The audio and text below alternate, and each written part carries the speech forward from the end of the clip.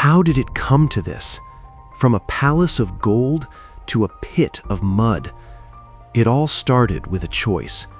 Before the hunger, there was home, a place of peace, presided over by a father whose love knew no bounds. But for the younger son, home felt like a cage. He didn't want the father's wisdom, he wanted the father's wealth. "Give me my share," he demanded. He wanted his future now, even if it meant breaking his father's heart. The father didn't argue, he didn't shout. With a heavy heart, he gave his son the freedom to fail. He didn't look back. The world was calling, and he had enough gold to buy every bit of it. The far country was everything he dreamed. It was loud, it was bright, and it was expensive. He was the king of the party. As long as the gold flowed, he had 1,000 friends. But gold is a shallow friend, and in the far country, when the money runs out, so does the music. Then the great famine hit. The party stopped, the lights went out, and the prince became a beggar. Alone, abandoned, and absolutely starving, he took the only job he could find, feeding pigs. He longed for even the scraps the pigs ate. The rich young man now envied the livestock.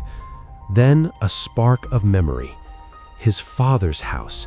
Even the hired servants had more than enough to eat. He had wasted everything. But he could go home.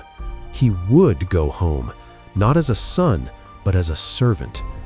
The journey back was long. Every step was a battle against shame, against hunger, against the fear of rejection.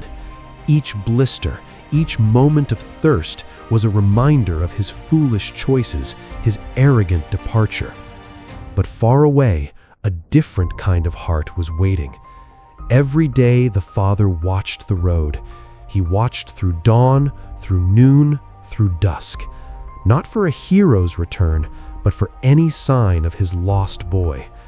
Then, one day, a speck appeared, a tiny figure far away on the dusty path.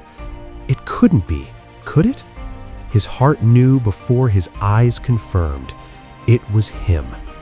In that culture, a father never ran. It was beneath him. But love doesn't care about dignity. The son stopped. He prepared his speech. "Father, I have sinned. I am no longer worthy."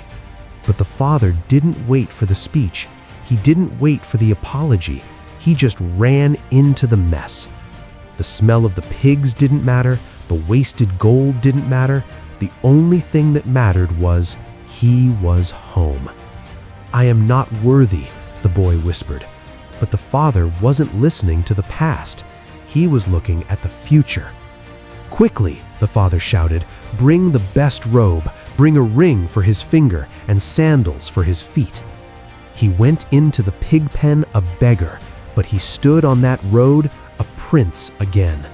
Grace had covered the grime.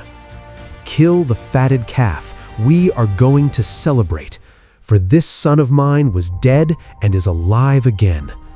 The music returned to the house. The lights were brighter than they had ever been. The joy was infectious. But outside, in the shadows of the field, someone was not dancing. The elder brother had arrived. He had worked every day. He had followed every rule. And to him, this celebration felt like an insult. Once again, the father went out.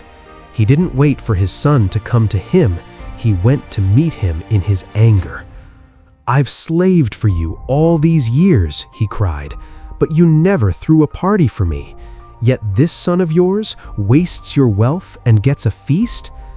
"My son," the father whispered, "you are always with me. Everything I have is already yours. Your place was never in doubt. But we had to celebrate. We had to be glad, because your brother wasn't just away, he was gone, and now he's back." One son was lost in the world, the other was lost in his pride, but the father's love was wide enough for both, because the story isn't really about the son who left, It's about the Father who stays, a Father who never stops watching the road for you. The door is open, the feast is ready. It's time to come home. Hi, friends! Do you love learning about Bible stories? I have something special just for you. At Paradise Bible Explorer for Kids, we share Bible stories that teach God's Word to everyone, helping you grow in faith and understanding. You can watch all our exciting Bible stories on YouTube. Just search at Paradise Bible Explorer for Kids and start exploring. Follow us on Facebook at Paradise Bible Explorer for Kids and on Instagram at Paradise Bible Explorers. And don't forget TikTok. Follow at Paradise Movies for short, meaningful Bible story clips anytime. Come explore, learn, and grow with us. See you soon!